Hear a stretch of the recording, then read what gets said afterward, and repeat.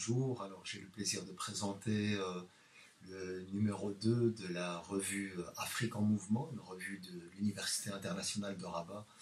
en collaboration avec l'Institut de recherche et de développement. Donc, cette revue qui propose un numéro intitulé Confluences extrêmes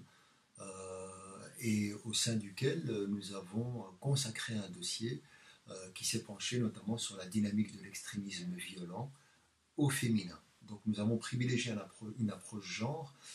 pour deux raisons principales. La première, d'abord et avant tout, pour éclairer un angle mort de l'analyse,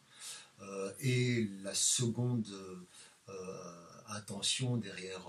ce choix, c'est que le biais genre nous permet évidemment de mettre en relief une série d'éléments qui ne sont pas nécessairement visibles de prime abord. Donc un dossier pluridisciplinaire, un dossier qui lie différents terrains de recherche, et donc cette approche, je dirais, multiples facettes, met en dialogue une réflexion qui est en même temps axée sur de la recherche fondamentale, mais qui met également en miroir une série de réalités qui sont le reflet de la recherche-action. Alors, au sein du dossier, vous allez trouver notamment une saisie du contexte maghrébin, mais également de l'Afrique subsaharienne et quelques expériences du contexte européen. Donc, trois apports pour le terrain marocain, donc deux articles consacrés, puis un entretien avec la chercheure Leïla Fathi sur la question d'une relation entre notion de développement et problématique de l'extrémisme violent, mais également un éclairage sur la question du salafisme au féminin par le docteur Mohamed Outahar, mais également l'approche sur le champ du soufisme et notamment des Mourchidat par Myriam El-Haytami. Sur le terrain tunisien, nous avons un éclairage de Raoud Al-Gardi notamment dans l'expérience post-mouvement du printemps arabe dans le contexte tunisien, mais aussi sur les voies du salafisme en Égypte avec la chercheure Bourras. Donc ça c'est pour une partie, je dirais, de l'éclairage qui permet déjà de baliser un certain nombre de problématiques qui nous semblent être fondamentales. Ensuite, on a un pas de côté fort intéressant sur l'Afrique subsaharienne, notamment sur les dialogues en tension dans le contexte sénégalais, entre d'une part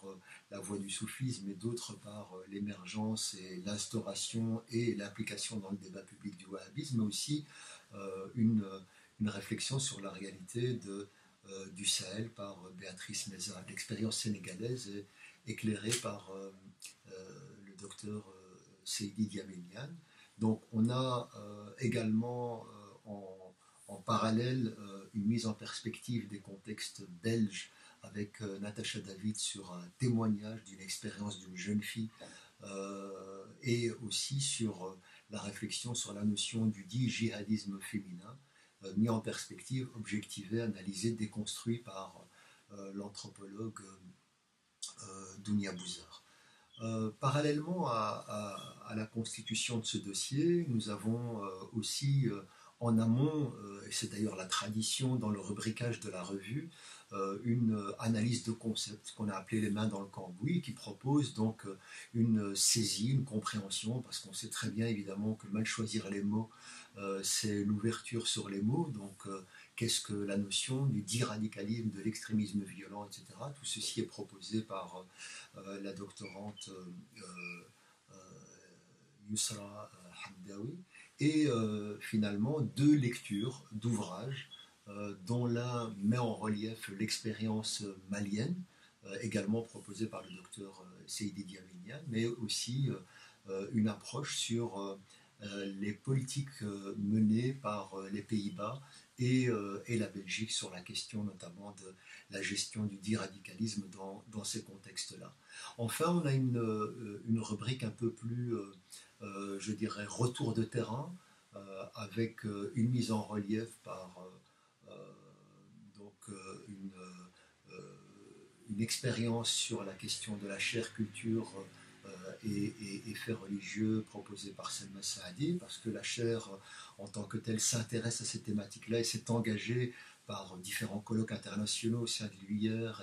et une série de publications au travers de la problématique de l'extrémisme violent depuis 2016 jusqu'à aujourd'hui. Donc on a voulu tracer cette logique de continuum et aussi,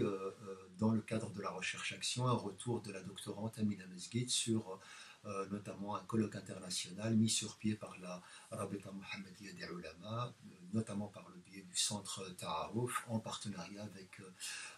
donc des organisations internationales sur ces questions-là. Donc voilà un peu les multiples facettes et un dernier pas de côté sur une originalité, donc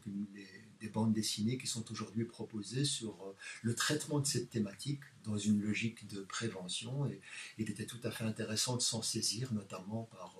le jeune chercheur donc, Yahya Daoudi Drissi, qui nous mettait en perspective le témoignage ou la trajectoire d'une jeune fille qui est à la base à Paris, qui se retrouve en Syrie, et il nous montre un peu cette mise en abîme de logique de basculement dans les voies extrêmes. Cette revue est disponible sur la web TV de l'Université internationale de Rabat, sur son site officiel uir.ac.ma. Vous pouvez également la télécharger sur le Facebook de la chaire Culture, Société et Faits religieux. Elle est bientôt disponible en version papier et on vous remercie évidemment pour votre lecture attentive et puis vos retours, vos commentaires qui nous permettront évidemment de nourrir la réflexion. Bonne lecture à tous et à toutes.